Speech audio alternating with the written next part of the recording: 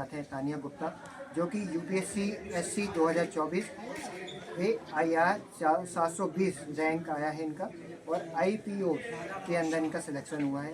तानिया क्या कहना चाहोगे?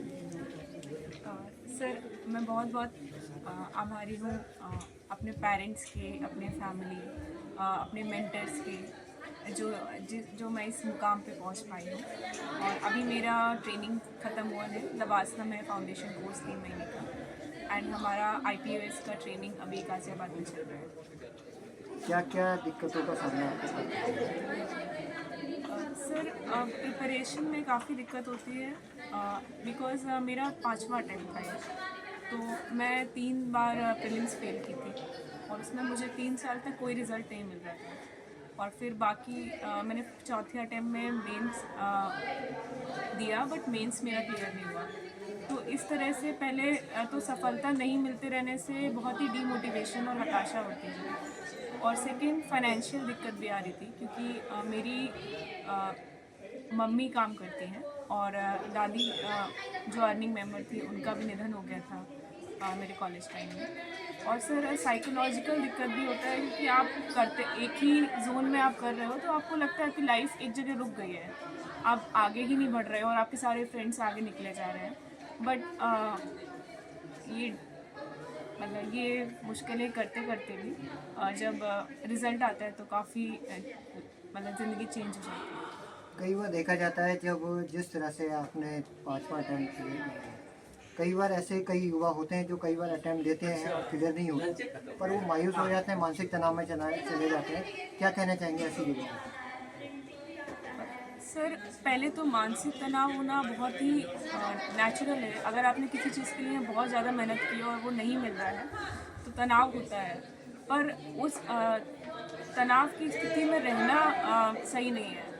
आप हारो, आप रो, आप कुछ भी करो, लेकिन आपको उस सिचुएशन से निकलना ही है। Life is about moving on.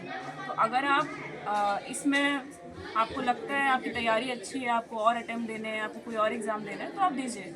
लेकिन अगर आपको लगता है कि आपका हो गया है, आपने अपना बेस्ट दिया, नहीं मिल रहा है या अटेम्प्ट्स ख़त्म हो गए हैं, तो जो भी आपने मेहनत की है वो कभी वेस्ट ही नहीं जाएगी। आप किसी और सेक्टर में जाएंगे तो आपको लगेगा कि आप बहुत ज़्यादा नॉलेजेबल हैं दूसरे लोगों से।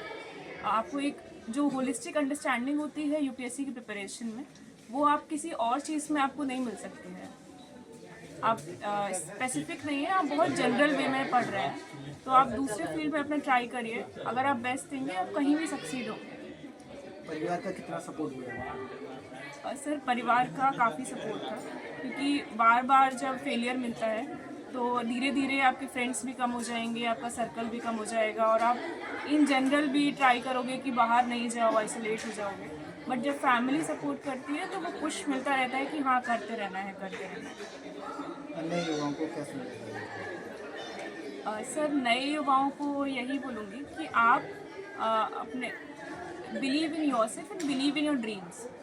कोई भी अगर नहीं भी बिलीव कर रहा है तो भी आप करते रहो, और अगर आपको सक्सेस नहीं मिल रही है तो भी कोई इशू नहीं है, बिकॉज जब सक्सेस रेट ही 0.1% है तो आप कैसे एक्सपेक्ट कर सकते हैं कि हर एस्पिरेंट सिविल सर्वेंट ही बन जाएगा। But emerge as a better person from there, और आप किसी और फील्ड में ट्राई करेंगे। इवन आप लाइक मेरे काफ़ी फ्रेंड्स पब्लिक पॉलिसी में हैं, NGOs में हैं, एज CAs हैं, तो they are excelling in the careers there. तो it is all about your attitude and just give your best in this is the prime phase of our life when we are giving our time।